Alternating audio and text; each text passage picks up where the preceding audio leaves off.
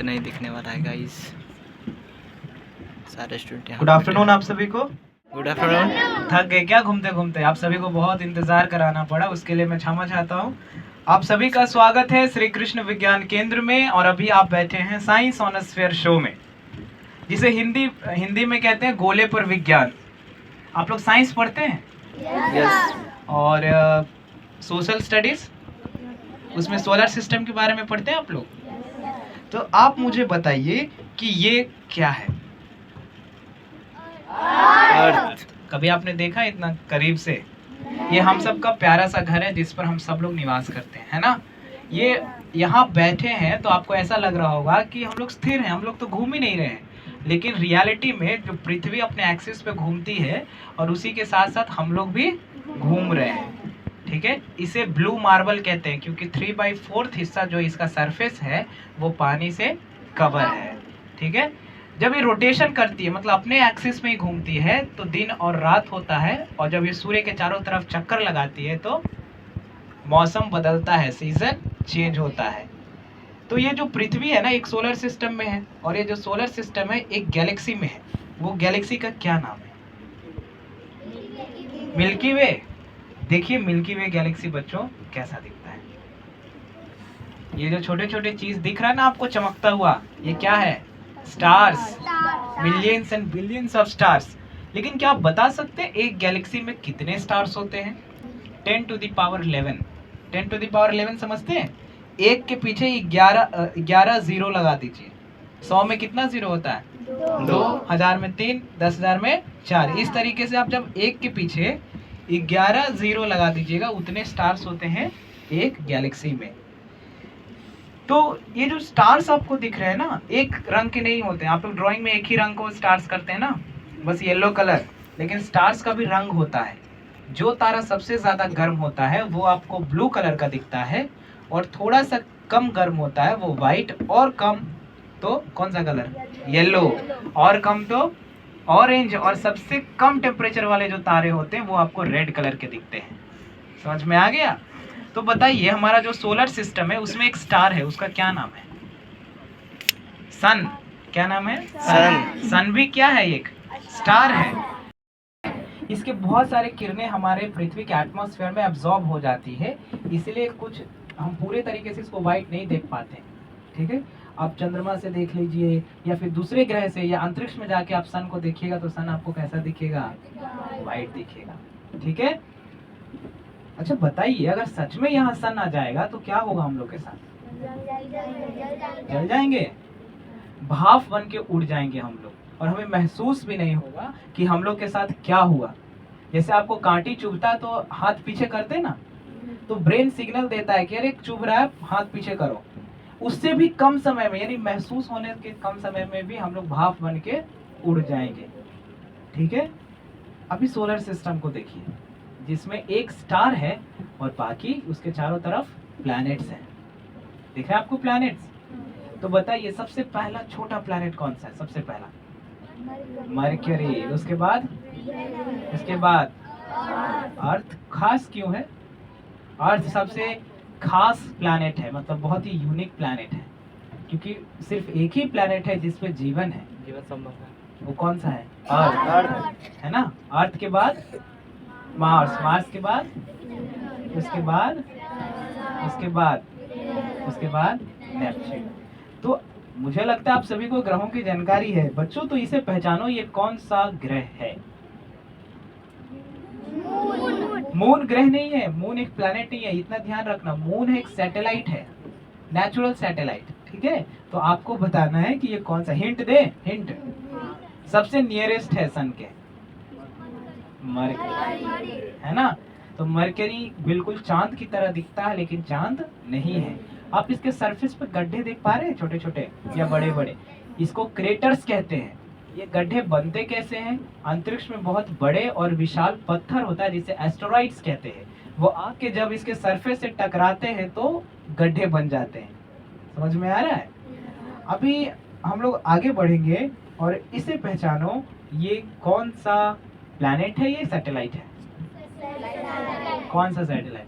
Moon है ना? चंदा मामा, एक है ना गाने, चंदा मामा दूर के गुड़ के, है ना? तो सही में चंदा में पुआ पकाते हैं क्या?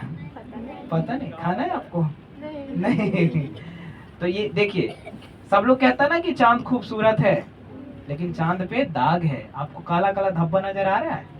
ये बहुत बड़े क्रेटर्स होते हैं, गड्ढे होते हैं, जिससे लाइट रिफ्लेक्ट नहीं हो पाता है, और ये कैसे दिखते हैं? काले दिखते हैं। कोई भी वस्तु काला क्यों दिखता है? क्योंकि उससे लाइट रिफ्लेक्ट नहीं हो पाता है। ठीक है, इसे कहते हैं भोर का तारा या शाम का तारा। क्या? तो कौन सा ग्रह है ये? वीनस है। इसे शुक्र ग्रह कहते हैं। आप इसके ये जो व्हाइट कलर का चीज देख रहे हैं ना, ये सल्फ्यूरिक एसिड का अंश है। जब सूर्य की किरणें पड़ती है इस पर, तो ये एक तारे की तरह चमकता है। हालांकि आसमान में तारा और ग्रह में अंतर होता है। अगर कोई दो चीज चमक रहा है तो आप कैसे पहचानिएगा कि जो चमक रहा है वो एक ग्रह है, यानी एक प्लैनेट है या एक स्टार है? हम लोग पढ़े ना बचपन में, ट्विंकल ट्विंकल। तो जो स्टार होता है वो टिमटिमाता है, ट्विंकल करता है, और जो प्लैनेट होता है वो ट्विंकल। ठीक है, तो आप कैसे पहचानिएगा? आज जाना है, ठीक है, अब चांद को देखिए, या फिर कोई दूसरा एक चमकीला प्लैनेट को देखिए, या फिर कुछ दूसरा एक स्टार को देखिए, देखिए टिमटिमा रहा है क्या? अगर वो टिमटिमाता है तो स्टार है, और नहीं टिमटिमा रहा है तो प्लैनेट है। ठीक है, ये है ब्लू मार्बल। ब्लू कलर क्या को दर्शाता है? व्हाइट कलर बर्फ, और एक और चीज cloud. Green colour agricultural land और फॉरेस्ट। ठीक है, ऐसे जगह जहाँ पे हरियाली हो। ठीक है, बहुत बढ़िया, आपको जानकारी है। पता है ये भी कभी पृथ्वी की तरह हरी भरी थी। मार्स। तो मार्स के साथ ऐसा क्या हुआ कि पूरा जो जीवन है मार्स पर समाप्त हो गया? कोई बता सकता है? कुछ भी रैंडमली कोई बताना चाहेगा कि क्या हुआ मार्स के साथ ऐसा कि मार्स बिल्कुल इस तरीके का बदल गया?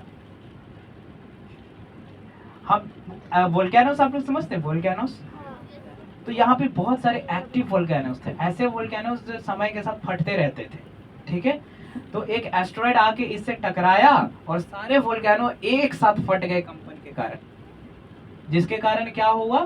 पूरा प्लैनेट पे लावा फैल गया, और पूरा क्या हो गया? ये पूरा जो जीवन था, यहाँ जो लाइफ था, वो पूरी तरीके से समाप्त हो गया, खत्म हो गया। पृथ्वी पर सबसे ऊंची चोटी कौन सी है? Mount Everest. लेकिन अगर हम आपसे पूछें कि हमारे सोलर सिस्टम में सबसे ऊंचा चोटी कौन सा है? ये जो सबसे ऊंचा है इस पर स्थित है। आप इसको कहते हैं माउंट ओलंपस या ओलंपस मॉन्स। ये बीच में आपको एक पिंपल की तरह दिख रहा है, एकदम बीचों बीच में, इसे कहते हैं माउंट ओलंपस या ओलंपस मॉन्स। अपने सरफेस से 24 किलोमीटर ऊंचा है, जो माउंट एवरेस्ट से लगभग 2.5 गुना या 3 गुना के बराबर है। सबसे बड़ा प्लैनेट को देखिए, सबसे बड़ा प्लैनेट कौन सा है? जुपिटर। इसमें कितने पृथ्वियां समा सकती है ये आपको बताना है। कितने पृथ्वियां? 8, बस 8 पृथ्वियां। गलत, बहुत कम है ये। आप उसे 10 से मल्टीप्लाई कीजिए तो भी कम है। नहीं, 1300 1300 पृथ्वियां इसमें समा सकती, इतना बड़ा ये प्लैनेट है। 1300 समझ रहे हैं? अब मजे की बात यह कि पूरा गैस का, जैसे यहाँ हम लोग बैठे ना, यहाँ जमीन है लेकिन यहाँ जमीन नहीं है, ये पूरा गैस का बना हुआ है। और यहाँ पे लाखों वर्ष से चलता रहा एक चक्रवात है। नीचे आप देख पा रहे हैं आँख लाइक स्ट्रक्चर कुछ, उसे टोर्नाडो है। ये बहुत बड़ा टोर्नाडो है जिसमें 3 पृथ्वियां समा सकती, इतना बड़ा है ये। मजे की बात यह है कि जिधर का डायरेक्शन में जुपिटर घूमता है उसके उल्टा डायरेक्शन में ये घूमता है। ठीक है, तो इसको कहते हैं ग्रेट जायंट। ठीक है, ये नींबू की तरह दिखने वाला कौन सा प्लैनेट है? ये नींबू है ना, पका हुआ। हाँ, ले जाओगे घर, हो जाएगा, पूरे महीने का राशन हो जाएगा तुम्हारा। और बेच भी देना, आस पास में पड़ोसी को भी दे देना कि विज्ञान केंद्र से लाए हैं हम लोग बड़ा नींबू। चलिए बताइए कौन सा प्लैनेट है? यूरेनस है। ठीक है, मीथेन और अमोनिया गैस बहुत अधिक होने के कारण इसका कलर ऐसा है। बच्चों, इसके चारों तरफ बहुत ही ब्यूटीफुल रिंग्स होते हैं, लेकिन यहाँ आपको नहीं दिख रहा है क्योंकि जो प्रोजेक्टर है वो 2D है, 3D प्रोजेक्टर नहीं। हिंट ये है कि ये सबसे कोल्डेस्ट प्लैनेट है। नहीं, नेपच्यून कोल्डेस्ट नहीं है। यूरेनस कौन सा है? यूरेनस। और अंत में मैं आपको दिखाता हूँ नेपच्यून को। दिख रहा है आपको? इसे बर्फ का दानव कहते हैं। क्यों कहते हैं? क्योंकि ये पूरा बर्फ से ढका हुआ है। तो बर्फ का दानव किस प्लैनेट को कहते हैं? नेपच्यून को। क्या आपको पता है 2006 से पहले हमारे सोलर सिस्टम में एक और प्लैनेट था? प्लूटो। कलर में कैसा दिखता था? कलर में आपको बताना है कैसा दिखता था। White, yellow, green, pink, red. Chocolate खाए आप लोग? कैसा होता है? तो आप लोग तो ब्राउन चॉकलेट बस खाए होंगे, और चॉकलेट का कलर नहीं होता है। ये देखिए, एक बिल्कुल चॉकलेट की तरह दिखने वाला ये एक प्लैनेट है। इतना चॉकलेट में हम सबको हो जाएगा? नहीं। हाँ, मतलब तुम खाना चाह रहे हो। मेरा ये कोई गोला है वो खतरे में है लगता है ना? हमला बोलेगा वो। अच्छा, ये प्लूटो है। अब इसे क्यों हटा दिया गया और किसने हटाया? पैर मत पटको। इसे क्यों हटा दिया गया? आप सभी को पता है जितने भी प्लैनेट हैं वो सन के चारों तरफ चक्कर लगाते हैं फिक्स रास्ता में, उसको ऑर्बिट कहते हैं। लेकिन ये जो प्लैनेट था ना, कभी यूरेनस के ऑर्बिट में घूमता था, कभी नेपच्यून के ऑर्बिट में घूमता था, या कभी एक अपना ही अलग ऑर्बिट बना लेता था जो कभी सन के चारों तरफ होता ही नहीं था। मतलब कहने का अर्थ ये हुआ कि इसके पास कोई भी खासियत नहीं था जो एक प्लैनेट के पास होता है, इसलिए इसे हटा दिया गया। हटाने का अर्थ ये नहीं हुआ बच्चों कि कोई गया वहाँ और जेसीबी लेके और हटा दिया। हटाने का मतलब ये हुआ कि वहाँ है, हम लोग इसको काउंट नहीं करते। ठीक है? अब किसने हटाया? आपके दिमाग में बस दो ही नाम आता होगा, इसरो या नासा। लेकिन ये बस रिसर्च ऑर्गेनाइजेशन है, बस रिसर्च करते हैं। जो डिसीजन लेते हैं वो फ्रांस में है, उसे IAU कहते हैं, इंटरनेशनल एस्ट्रोनॉमिकल यूनियन। उन्होंने इसे 2006 में हटा दिया। अभी पृथ्वी को देखो रियल टाइम में, पृथ्वी कैसे दिखती है। क्लाउड्स बन रहा है, ओशन करंट्स मूव हो रहा है। पूरे बादल को पृथ्वी से गायब कर दे तो पृथ्वी कुछ ऐसे दिखती है। अच्छी लग रही है? लेकिन ये संभव नहीं है। अगर बादल नहीं रहेगा तो हम लोग भी नहीं रहेंगे। क्यों नहीं रहेंगे? क्योंकि बादल है तो बारिश, पेड़ पौधे, ऑक्सीजन, सारी चीज है या नहीं? अगर वो नहीं रहेगा तो हम लोग रह पाएंगे? नहीं। अभी दिन और रात एक साथ देखो। पृथ्वी पर दिन एक तरफ होता है और रात एक तरफ। आपको दिख रहा है दिन और रात एक तरफ? तो जिधर सूर्य होगा उधर क्या होगा? और जिधर सूर्य नहीं होगा उधर रात। बिल्कुल सही।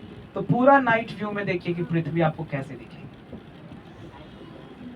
है ना? ये जो चमकीला चीज दिख रहा है आपको पूरे पृथ्वी पर, ये स्ट्रीट लाइट्स हैं, गली में जलने वाले बत्तियां हैं। मैं आपको सबसे पहले अपना देश दिखाता हूँ। कौन सा?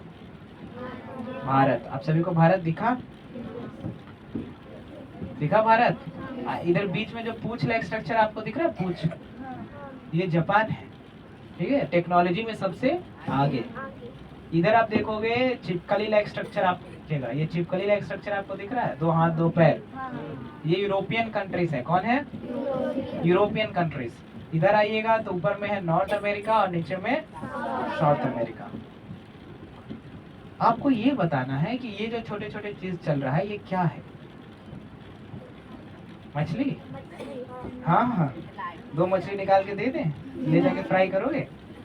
एक हमको दे देना, एक तुम रख लेना। ठीक है? ये एरोप्लेन्स है जो डेली टेक ऑफ या लैंड करता है। ठीक है? तो हम सबसे पहले आपको अपना ही देश दिखाते। कौन सा? अपना या हमारा? बिल्कुल सही। ये देखिए, दिखा आप सभी को? कितने जहाज हैं? बहुत ज्यादा नहीं है। आप यूरोप को देखिए जो छिपकली जैसा था।